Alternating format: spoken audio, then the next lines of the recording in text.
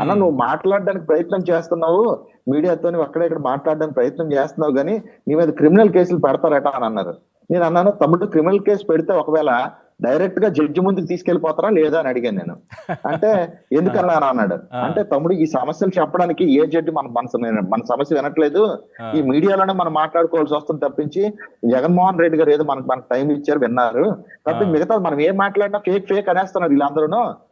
మనం ఒక మాట మాట్లాడితే 6 వచ్చి ఫేక్ అంటున్నారు.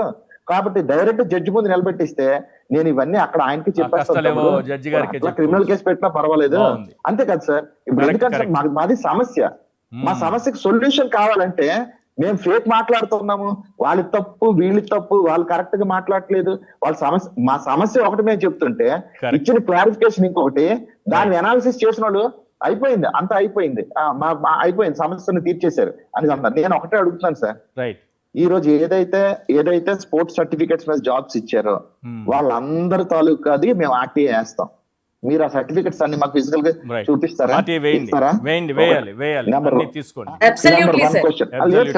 మేము ఆల్రెడీ సర్టిఫికెట్స్ కోసం వెరిఫికేషన్ కి ఆర్టీఏ వేస్తే ఏమన్నారంటే పర్సనల్ ఇన్ఫర్మేషన్ మాకు షేర్ చేయరంట, వాళ్ళ పర్సనల్ ఇన్ఫర్మేషన్ అది